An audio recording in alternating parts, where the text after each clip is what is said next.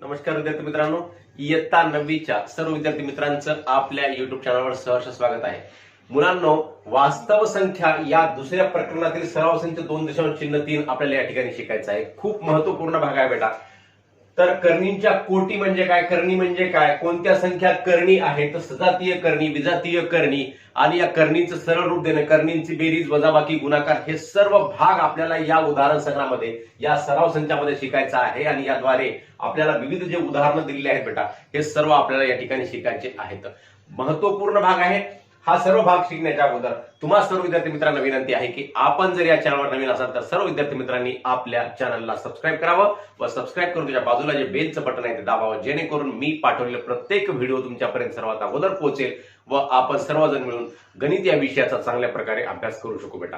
इयत्ता 5वी गणित ते इयत्ता 10वी गणित पर्यंतचा प्रत्येक सराव संच व प्रत्येक सराव संचामधील प्रत्येक गणित आपल्या चॅनलवर, आपल्या प्लेलिस्ट मध्ये उपलब्ध आहे. म्हणून आपण सर्व विद्यार्थी मित्रांनी आपल्या चॅनलला सबस्क्राईब करावं, ही सर्वांना विनंती आहे.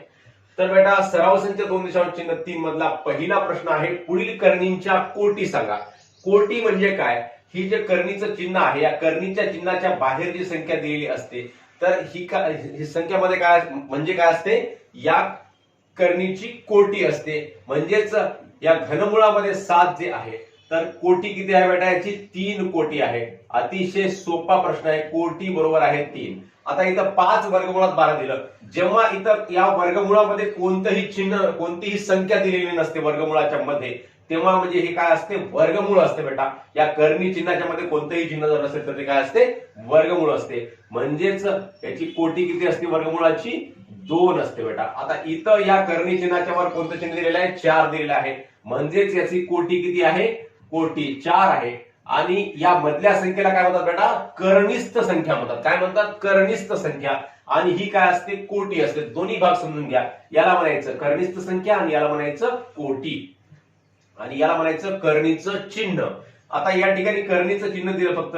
दुसरा, तिसरा, चौथा हे मूळ काही दिलं का? नाही. म्हणजेच याला कोटी किती म्हणायची याची? तर 2 म्हणायची. जेव्हा कोटी दिलेली नसते आणि करणीचं चिन्ह असते तेव्हा त्याची कोटी 2 असते बेटा, लक्षात ठेवायचं.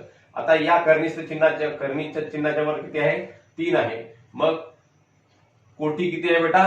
3 कोटी आहे. याची कोटी बरोबर 3 असं म्हणता येईल. तर पुढचा प्रश्न आहे, पुढीलपैकी कोणत्या संख्या करणी आहेत? आता कोणत्या संख्या करणी? सर्व अपरिमेय संख्या करणी असतात बेटा. म्हणजे ही जर परिमेय संख्या असेल, या संख्येला आपल्याला परिमेय संख्येच्या रूपामध्ये लिहिता येत असेल, तर ती संख्या करणी संख्या आहे असं म्हणता येणार नाही. म्हणजे समजा इथं 51 संख्या आहे. 51 ही संख्या कोणत्या एखाद्या संख्येचं जर घन संख्या असती तर हे काय असते? हे करणी संख्या नसली असती. परंतु 51 ही संख्या कोणत्याही संख्येचं घन नाहीये, म्हणून ही संख्या काय आहे? करणी संख्या आहे.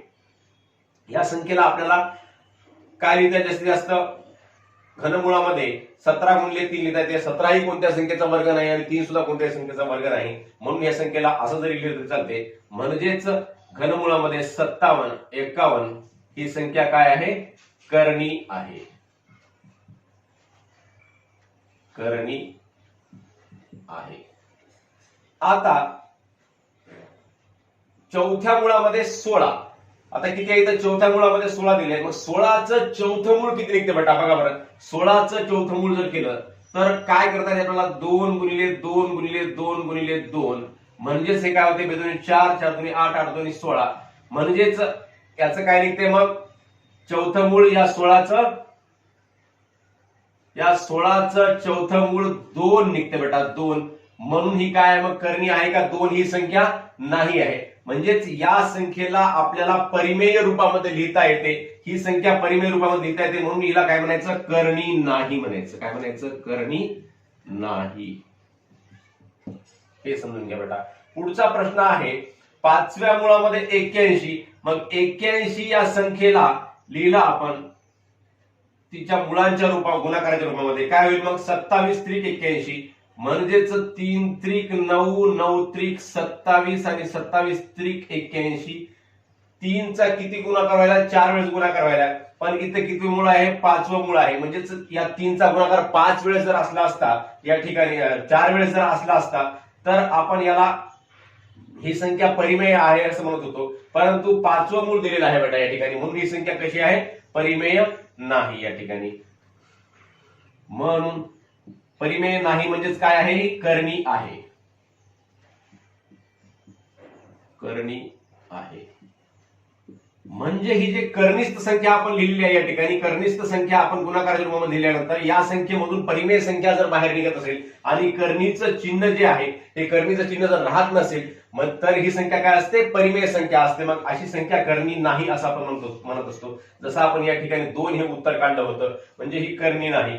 मग आता वर्गमूळामध्ये 256, 256 ही संख्या बेटा कोणत्या संख्येचा वर्ग आहे, तर 16चा वर्ग आहे. म्हणजेच वर्गमुळात 256 बरोबर आहे, याला आपल्याला 16 असं लिहिता येते. म्हणून ही काय, करणी नाही असं आपल्याला म्हणता येते, करणी नाही. आता घनमुळामध्ये 64, घनमुळामध्ये 64 म्हणजेच काय बेटा, 64चं घनमूळ निघते. कसं निघते बघा बरं, 64ला आपण काय करायचं, कोणत्या संख्येच्या गुणाकाराच्या रूपामध्ये लिहू शकतो आपण, सहसा 4च्या, म्हणजे जी संख्या पूर्ण वर्ग संख्या आहे त्या संख्येच्या गुणाकाराच्या रूपामध्ये लिहिलं म्हणजेच 4च्या लिहिलं तर 4 गुणिले 4 गुणिले 4 4 चौक 16 16 चौक 64, म्हणजे त्याचं उत्तर काय निघते बेटा, तर 4 निघते याचं उत्तर. म्हणजे घनमुळामध्ये 4 गुणिले 4 गुणिले 4 म्हणजे 4चा 3 वेळेस गुणाकार आहे आणि याचं तिसरं मूळ आहे म्हणजेच घनमूळ आहे. मग याचं उत्तर काय निघते, 4. म्हणून ही काय होईल, मग आता ही सुद्धा करणी होईल का, राहणार नाही, कारण ही कशी संख्या आहे, परिमेय संख्या आहे, म्हणून याला म्हणायचं करणी नाही. तर करणी केव्हा असते, जेव्हा ती संख्या जशाला तशी अपरिमेय संख्या राहत असेल तर तेव्हा करणी असते, आणि ती संख्या जर त्या संख्येचं आपण परिमेय संख्येमध्ये रूपांतर करू शकलो तर ती संख्या करणी नाही असं म्हणायचं. सोपा भाग आहे. शेवटची संख्या 22/7, 22/7 ही संख्या कोणत्याही संख्येचं वर्ग संख्या आहे का, नाहीये, म्हणजेच ही संख्या काय आहे, मग करणी आहे बेटा, याला म्हणायचं करणी आहे. अतिशय सोपा भाग आहे, करणी आहे. पुढचा प्रश्न आहे, खालील जोड्यांपैकी कोणत्या करणींच्या जोड्या सजातीय व कोणत्या विजातीय आहेत हे ओळखा.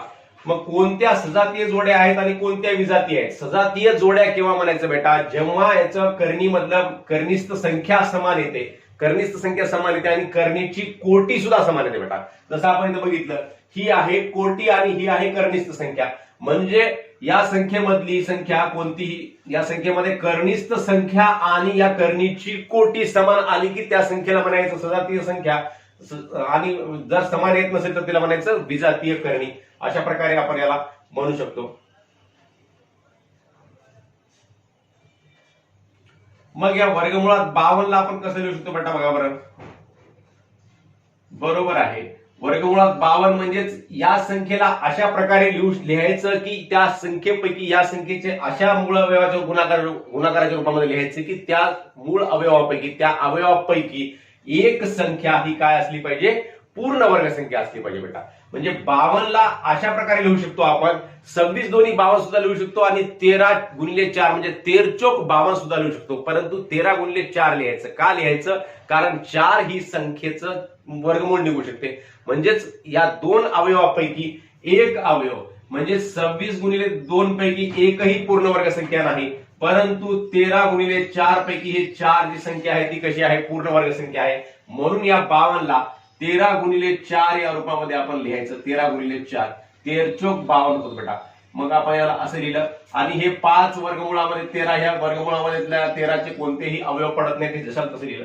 मग आता 13 गुणिले 4 जे आपण लिहिलेलं आहे बेटा, मग 13 गुणिले 4 पैकी काय होते, 2 हे बाहेर निघते याच्यातलं, म्हणजे 4चं वर्गमूळ निघते 2, मग याचं उत्तर येतं 2 वर्गमुळामध्ये 13 आणि हे काय आहे 5 वर्गमुळामध्ये 13, जसं तसं राहिलं.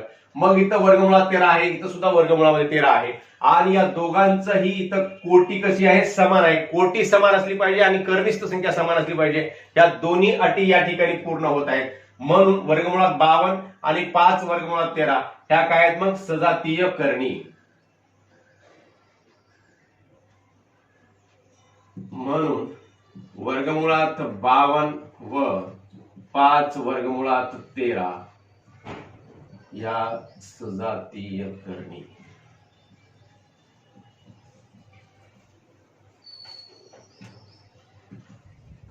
सजातीय करणी आहे.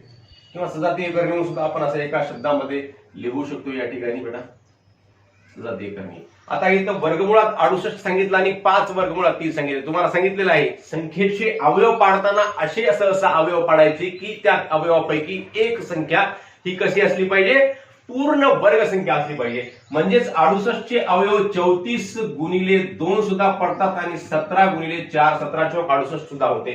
परंतु याला कसं लिहायचं मग आता 17 गुणिले 4 लिहायचं बेटा. म्हणजेच वर्गमुळामध्ये 17 गुणिले 4 आणि 5 वर्गमुळामध्ये 3 बरोबर आहे. 4 चं वर्गमूळ निघते 2 वर्गमुळामध्ये 17 आणि 5 वर्गमुळामध्ये 3.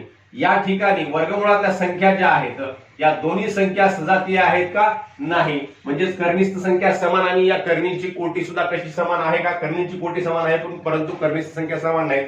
म्हणून याला काय म्हणायचं, विजातीय करणी. एवढं लिहिलं तरी चालते, विजातीय करणी म्हणून विजातीय करणी. आता तिसरी संख्या या ठिकाणी दिली 4 वर्गमुळात 18 आणि 7 वर्गमुळात 2. आता वर्गमुळातल्या 18 जी सांगितलेली आहे या वर्गमुळात 18 ला आपल्याला असं लिहिता येते बेटा, 4 वर्गमुळामध्ये 2 अवयवापैकी एक अवयव कसा असला पाहिजे, पूर्ण वर्ग संख्या असला पाहिजे असे अवयव पाडायचे. म्हणजेच 9 दोन्ही 18, 9 ही संख्या पूर्ण वर्ग संख्या आहे. मग याला कसं लिहिता येते, 9 दोन्ही 18 आणि 7 वर्गमुळात 2 दिशाला तसा बरोबर आहे. मग 9चं वर्गमूळ किती निघते, 3 निघते. म्हणजेच 4 गुणिले 3 आणि वर्गमुळामध्ये 2 आणि 7 वर्गमुळामध्ये 2 बरोबर आहे. 4 त्रिक किती बेटा, 12 वर्गमुळामध्ये 2 आणि 7 वर्गमुळामध्ये 2. आता या ठिकाणी दोन्ही ठिकाणी कसं आलेलं आहे, वर्गमुळात 2 वर्गमुळात 2 आलेला आहे. म्हणून ह्या कोणत्या करणी आहेत, मग सजातीय करणी आहेत.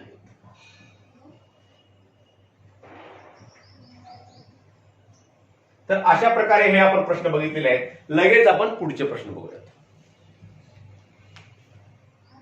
तर मुलांनो या ठिकाणी तिसरा प्रश्न आहे बेटा, खालील जोड्यांपैकी कोणत्या कर्णींच्या जोड्या सजातीय व कोणत्या विजातीय आहेत हे ओळखा.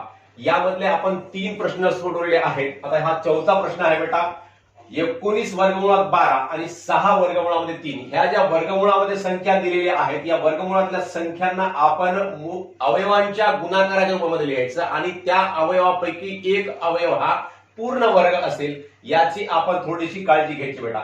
म्हणजे त्याला कसं लिहिता येते आपल्याला, 19 आणि वर्गमुळामध्ये 12 ला आपण 4 दुनी 8 4 त्रिक 12 असं लिहू शकतो बेटा. आणि 6 वर्गमुळामध्ये 3 ला 6 वर्गमुळामध्ये 3. आता मग पुन्हा काय होतं बेटा, 19 गुणिले आता हे 4 जे आहे वर्गमुळात 4, वर्गमुळात 4 ची किंमत किती होती बाळांनो, 2 होते हे आपल्याला माहित आहे. मग वर्गमुळात 4 मधलं हे 2 होऊन बाहेर निघते आणि वर्गमुळात 3 जसा तसं राहते आणि इकडं 6 वर्गमुळामध्ये 3 होते बेटा. म्हणजेच हे काय आहे, 19 गुणिले 2 किती बेटा, 38 वर्गमुळामध्ये 3 आणि 6 वर्गमुळामध्ये 3. मग ह्या कोणत्या आहेत बेटा, इथंही वर्गमुळात 3 आहे आणि इथं सुद्धा वर्गमुळात 3 आहे. म्हणजे कर्णीस्थ संख्या सुद्धा समान आहे आणि कर्णींची कोटी सुद्धा समान आहे. म्हणजेच या काय आहेत, सजातीय करणी आहेत. म्हणून याला काय म्हणायचं, सजातीय करणी. आता 5 वर्गमुळात 22 आणि 7 वर्गमुळामध्ये 33 या दोन्ही ज्या वर्गमुळामध्ये संख्या आहेत त्या वर्गमुळातल्या संख्यांचं कोणतेही वर्गमूळ निघत नाही. यांचा अवयवांचं गुणाकाराच्या रूपामध्ये जरी याला लिहिलं म्हणजे 22 ला कसं लिहिता येते, 11 गुणिले 2, 11चंही वर्गमूळ निघत नाही आणि 2चं सुद्धा निघत नाही. तसंच 33 ला कसं लिहिता येते, 11 गुणिले 3, 11चंही निघत नाही 3चंही निघत नाही. म्हणून या दोन्ही संख्या सजातीय करणी आहेत का, तर नाहीत लिहायचं. म्हणजेच विजातीय करणी. विजातीय करणी. आता या ठिकाणी 5 वर्गमुळात 5 आणि वर्गमुळामध्ये 75 सांगितलं बेटा. मग हे वर्गमुळामध्ये 75 जी संख्या आहे हिला 25 गुणिले 3, 25 म्हणजेच 25 ही संख्या कशी आहे, पूर्ण वर्ग संख्या आहे. 25 गुणिले 3 या रूपामध्ये लिहिता येते आणि 25चं वर्गमूळ 5 बाहेर काढता येते. म्हणजे त्याला कसं लिहिता येते बघा बेटा, 5 वर्गमुळामध्ये 5 कॉमा 5 वर्गमुळात 5 कॉमा. आता वर्गमुळात 75 ला आपण कसं लिहायचं, वर्गमुळामध्ये 25 गुणिले 3 असं लिहायचं बेटा. म्हणजे त्याला कसं होते, याचं रूप काय होते, मग 5 वर्गमुळामध्ये 5 कॉमा 25चं वर्गमूळ निघते 5 निघते बेटा. आणि हे काय झालं, मग 5 वर्गमुळामध्ये 3 झालं. म्हणून ह्या काय आहेत, मग आता सजातीय करणी आहेत. म्हणून सजातीय करणी. खालील करणींना सोपे रूप द्या. या करणींना सोपं रूप द्यायचं, हे जसं आपण सोपं रूप दिलं तसंच द्यायचं आहे, काही अवघड नाही. या करणीमधल्या संख्या ज्या आहेत, या कर्निस्थ संख्या ज्या आहेत, या कर्निस्थ संख्यांना त्यांच्या अवयवांच्या गुणाकाराच्या रूपामध्ये लिहायचं आणि अशा प्रकारे गुणाकाराच्या रूपामध्ये लिहायचं की त्या दोन अवयवांपैकी एक अवयव हा पूर्ण वर्ग संख्या असेल याची आपण काळजी घ्यायची बाळांनो. आणि त्याला त्या अवयवांच्या गुणाकाराच्या रूपामध्ये लिहायचं आणि त्या अवयवांचं जे वर्गमूळ आहे ते वर्गमूळ बाहेर काढायचं आणि याला सोपं रूप आपण अशा प्रकारे देऊ शकतो. म्हणजेच वर्गमुळात 27 ला आपण कसं लिहू शकतो बेटा, वर्गमुळामध्ये 9 गुणिले 3 असं लिहू शकतो. मग 9चं वर्गमूळ काय निघते बाळा, तर 9चं वर्गमूळ निघते 3. मग यालाच आपण 3 वर्गमुळात 3 हे याचं सोपं रूप आलं बेटा. मग वर्गमुळात 50 ला सुद्धा कसं लिहू शकतो, या दोन अवयवापैकी म्हणजेच 10 गुणिले 5 सुद्धा लिहिता येते आपल्याला 50 ला आणि 25 गुणिले 2 सुद्धा लिहिता येते बाळांनो. मग 25 गुणिले 2 लिहायचं, कारण 25 ही संख्या 5 या संख्येचं वर्ग आहे. म्हणजेच 25चं वर्गमूळ 5 आपल्याला काढता येते. म्हणजे याला 25 गुणिले 2 असं लिहिलं तर 25चं वर्गमूळ 5 बाहेर निघते आणि वर्गमुळामध्ये 2 कसं राहते, मध्ये राहते. 250 आहे. 250 पैकी याला सुद्धा कसं लिहिता येते आपल्याला, 25 गुणिले 10 लिहिता येते बेटा. 25 गुणिले 10 वर्गमुळामध्ये 25 गुणिले 10. मग 25चं वर्गमूळ इथे सुद्धा किती निघते बेटा, 5 निघते आणि वर्गमुळामध्ये 10 झाला तसा. म्हणजेच याला कसं लिहिलं आपण, 5 वर्गमुळामध्ये 10 असं लिहिलेलं आहे. आता 112 आहे बेटा. 112 ही संख्या कशा प्रकारे लिहिता येईल आपल्याला, तर 112 याचे जे अवयव पडतात ते अवयवापैकी एक अवयव हा कोणत्या संख्येचा वर्ग असेल, तर 112 ची अर्धी संख्या होते 56 होते. 56 ची अर्धी होते 28 होते. 28 ची अर्धी होते 14. 14 चे कोणत्याही संख्येचं वर्गमूळच्या रूपामध्ये लिहिता येत नाही. म्हणजेच आणि 4 न भागला तर 4 दोन्ही 8, 2 उरले. म्हणजेच 112 ला आपल्याला 4 गुणिले 4 1 4, 4 दोन्ही 8, 3 उरले तर 32 झाले. म्हणजे 4 8 32. म्हणजेच 4 गुणिले 28 असं लिहिता येते. आणि याला परत या 28 चे पुन्हा 4 7 28 अवयव पडतात. बरोबर आहे. वर्गमुळामध्ये 4 गुणिले 4 गुणिले 7 हे पडले बेटा. म्हणजेच याला 4 गुणिले 4 गुणिले 7. आता बघा बेटा, या वर्गमुळात 4 ची किंमत निघते 2 आणि या वर्गमुळात 4 ची किंमत सुद्धा किती निघते, 2 निघते. आणि हे वर्गमुळामध्ये 7 जसा तसं राहते. म्हणजेच याची किंमत किती निघाली या ठिकाणी, बेदोनी 4. 4 वर्गमुळामध्ये 7 अशी निघालेली आहे बेटा. तर अशा प्रकारे आपण याला लिहिलेलं आहे. म्हणजेच याला इथं आपण 16 गुणिले 7 सुद्धा याचे अवयव पाडू शकलो असतो, परंतु इथं 4 गुणिले 28 असं हे लिहिलं आपण आणि नंतर या 28 चे सुद्धा असे अवयव पडले की 4 गुणिले 7 पडले. मग हे 2 2 हे बाहेर आलेलं आहे. अशा प्रकारे आपण या ठिकाणी केलंय. मग 168 चे सुद्धा असेच आपण अवयव पाडायचे. 4 ने याला भागूयात, काय होते मग 4 गुणिले 4 चोक 16 आणि 4 दोन्ही 8. बरोबर आहे. आता 4चं वर्गमूळ निघेल बेटा 2 आणि वर्गमुळामध्ये 42. 42 या संख्येला 42 या संख्येच्या अवयवापैकी कोणतीही संख्या पूर्ण वर्ग संख्या नाही. तर बेटा वर्गमुळात 4 गुणिले 42 या रूपामध्ये लिहिलं. म्हणजेच याच्या अवयवापैकी 4 ही एक अशी अवयव आहे की ती पूर्ण वर्ग संख्या आहे आणि मग 4चं वर्गमूळ 2 निघू शकते. म्हणून 4 गुणिले 42 रूपामध्ये लिहिलं आणि 42 चे परत कोणतेही अवयव पडत नाहीत की ज्यापैकी एक अवयव हा पूर्ण वर्ग संख्या असेल. म्हणून हे 42 ला 42 असंच राहते. म्हणजे याचं उत्तर मग 2 वर्गमुळामध्ये 42 होते. मग आता हे आपण अशा प्रकारे प्रश्न 4था सोडवलेला आहे. आता 5वा प्रश्न बेटा, खालील संख्यामधील लहान मोठेपणा ठरवा. ह्या ज्या संख्या सांगितलेल्या आहेत या संख्यामधला लहान मोठेपणा आता कसा ठरवायचा बेटा. एकतर लहान मोठेपणा ठरवण्यासाठी ह्या सर्व संख्या, या दोन्ही संख्या कशामध्ये पाहिजे, वर्गमुळामध्ये आपण घेऊन याला आपण याचा लहान मोठेपणा ठरवू शकतो. मग इथं 7 वर्गमुळामध्ये 2 आहे आणि इथं 5 वर्गमुळामध्ये 3 आहे. मग 7 ला वर्गमुळामध्ये घेण्यासाठी 7चा वर्ग काय बेटा 49. मग 49चं वर्गमुळामध्ये घेतलं म्हणजे वर्गमुळात 49 गुणिले 2 जर केलं तर म्हणजे काय होते, त्याची किंमत वर्गमुळामध्ये 98 होते. आणि ही संख्या सुद्धा 5चा वर्ग कोणता 25. मग 25 वर्गमुळामध्ये घ्यायचं. 25 गुणिले 3 किती होतात, वर्गमुळामध्ये 75 होतात. मग या दोन्ही संख्या बरोबर आपल्या समान एकाच, म्हणजे त्या दोन्ही संख्या कर्निस्थ होतात आणि कर्णीची कोटी सुद्धा कशी होते, समान होते. मग अशा वेळेस यांची तुलना करणं सोपं जाते. म्हणजे कोणती संख्या मोठी कोणती संख्या लहान हे करणं सोपं जाते. अशा प्रकारे आपण याला करूयात. म्हणजे 7 या संख्येला वर्गमुळामध्ये घेतलं तर काय होतं बेटा, 7 7 49 होतात आणि 49 गुणिले 2 आणि 5 5 5 25. 5 चा वर्ग कोणता होते 25. मग 25 घ्यायचं वर्गमुळामध्ये घेताना, म्हणजे हे 5 काय होऊन जाते मध्ये 25 होऊन मध्ये जाते आणि 25 गुणिले 3 होते बेटा.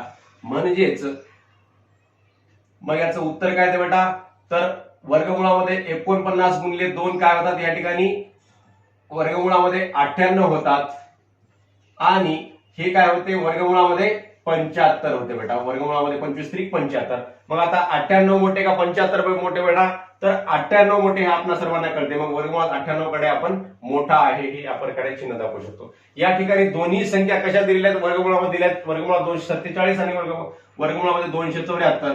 तर या दोन संख्यांपैकी कोणती संख्या मोठी कोणती संख्या लहान हे आपण बघितल्याबरोबर सांगू शकतो बाळांनो. म्हणजेच वर्गमुळात 274 ही संख्या कशी आहे, मोठी आहे. मग याला वर्गमुळामध्ये 247 मोठा आहे, वर्गमुळामध्ये 274. अशा प्रकारे आपण याला लिहू शकतो बेटा. पुढची संख्या आहे 2 वर्गमुळामध्ये 7 आणि वर्गमुळामध्ये 28. 2 वर्गमुळामध्ये 7, या 2 ला वर्गमुळामध्ये घ्यायचं आपल्याला. मग 2 चा वर्ग किती बेटा 4 होते. म्हणजेच याला कसं लिहू शकतो आपण, वर्गमुळामध्ये 4 गुणिले 7 आणि वर्गमुळामध्ये 28. आता बघा बेटा काय होते, हे वर्गमुळामध्ये 4 गुणिले 7 किती होतात, 4 7 28 होतात आणि हे सुद्धा किती आहे बेटा, वर्गमुळामध्ये 28च आहे. म्हणजे या दोन्ही संख्या कशा आहेत बेटा, बरोबर आहेत. कोणतीही लहान नाही कोणतीही मोठी नाही. वर्गमुळात 28 बरोबर वर्गमुळामध्ये 28. आता 5 वर्गमुळात 5 आणि 7 वर्गमुळात 2 या दोघांची तुलना करायची आहे. मग 5 ला मध्ये वर्गमुळामध्ये न्यायचं. मग 5 चा वर्ग किती होतो बेटा, 5 चा वर्ग होतो 25. 25 गुणिले 5 आणि 7 चा वर्ग होतो 49. 49 गुणिले 2 बरोबर आहे 25 5 किती, वर्गमुळामध्ये 125 आणि 49 दोन्ही किती बेटा 98, वर्गमुळामध्ये 98. मग आता कोणती संख्या मोठी आहे, 98 मोठी का 125 मोठी, तर 125 ही 98 पेक्षा मोठी आहे. मग 125 ही 98 पेक्षा मोठी आहे, म्हणून या ठिकाणी 125 म्हणजेच कोणती, 5 वर्गमुळामध्ये 5 ही मोठी आहे 7 वर्गमुळामध्ये 2 असं लिहावं लागते. इथं सुद्धा आपण लिहूयात या ठिकाणी 2 वर्गमुळामध्ये 7 बरोबर आहे वर्गमुळामध्ये 28. इथं लिहिलेलंच आहे आणि इथं सुद्धा आपण या संख्येची तुलना जर केली तर याला लिहिता येते आपल्याला 7 वर्गमुळामध्ये 2, म्हणजे वर्गमुळामध्ये 98 म्हणजे 7 वर्गमुळात 2 मोठा आहे 5 वर्गमुळामध्ये 3. अशा प्रकारे आपणास याला लिहिता येते बेटा. मग आता 4 वर्गमुळामध्ये 42 आणि 9 वर्गमुळामध्ये 2 या 4 ला सुद्धा परत काय करायचं, मध्ये न्यायचं वर्गमुळाच्या मध्ये. म्हणजेच 4 चा वर्ग किती होतो बेटा, तर 16 होतो. म्हणजेच वर्गमुळामध्ये 16 गुणिले 42 आणि 9 चा वर्ग होतो 81 आणि वर्गमुळामध्ये 81 गुणिले 2. मग 16 गुणिले 42 किती होते बेटा, तर 16 दोन्ही 32. 32 ला 2 हातचे 3, 16 चौक 64 आणि 3 67. वर्गमुळामध्ये 672 आणि वर्गमुळामध्ये 81 दोन्ही 162. मग कोणते मोठे आहे त्याच्यामध्ये, तर पहिलं वर्गमूळ हे कसं आहे 672 मोठं आहे. म्हणजेच 4 वर्गमुळामध्ये 42 कसं आहे, या दुसऱ्या संख्येपेक्षा कसं आहे, मोठं आहे. म्हणजेच याला आपल्याला असं लिहिता येते 4 वर्गमुळामध्ये 42 मोठा आहे 9 वर्गमुळामध्ये 2 पेक्षा, असं आपणास याला म्हणता येते. तर पुढची संख्या आहे 5 वर्गमुळात 3 आणि 9. या संख्येला सुद्धा काय करायचं आपण, या संख्येला 5 ला वर्गमुळामध्ये दिल्यानंतर काय होते 25 होते. म्हणजेच वर्गमुळामध्ये 25 गुणिले 3 आणि 9 ला जर समजा वर्गमुळामध्ये नेलं तर काय होते, वर्गमुळामध्ये 81 होते बेटा. म्हणजेच याचं रूपांतर काय झालं, बरोबर आहे 25 त्रिक वर्गमुळामध्ये 75 आणि हे काय झालं वर्गमुळामध्ये 81 झालं. मग 75 मोठं का 81 मोठं, वर्गमुळामध्ये 81. मग 75 मोठा का 81 मोठा, तर 81 मोठा आहे. म्हणून 5 वर्गमुळामध्ये 3 पेक्षा काय आहे 81, वर्गमुळात 81 मोठा आहे म्हणजेच 9 मोठा आहे. 5 वर्गमुळात 3 लहान आहे 9 पेक्षा असंही म्हणता येते, किंवा 5 वर्गमुळात 3 मोठा आहे 9 असंही म्हणता येते. आता 7 आणि 2 वर्गमुळात 5 यांची तुलना करायची आहे.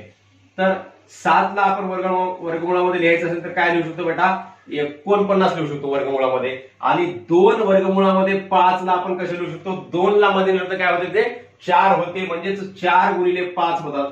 वर्गमुळामध्ये 4 गुणिले 5 बरोबर आहे वर्गमुळात 49 आणि हे काय झालं, वर्गमुळामध्ये 20 झालं बेटा, वर्गमुळामध्ये 20. मग 49 मोठा का 20 मोठा, तर 49 मोठा आहे म्हणून 7 मोठा आहे 2 वर्गमुळात 5 पेक्षा, असं आपणास म्हणता येते. अशा प्रकारे आपण या सराव संख्या 2.3 मधले पहिले 5 प्रश्न या व्हिडिओमध्ये सोडवलेले आहेत. उर्वरित 4 प्रश्न आपण पुढील व्हिडिओमध्ये सोडूयात. तर तुम्हा सर्व विद्यार्थी मित्रांना हा व्हिडिओ आवडला असल्यास, समजला असल्यास नक्की आपल्या मित्रांना शेअर करा व व्हिडिओवर लाईक व कमेंट सुद्धा अवश्य करा. धन्यवाद.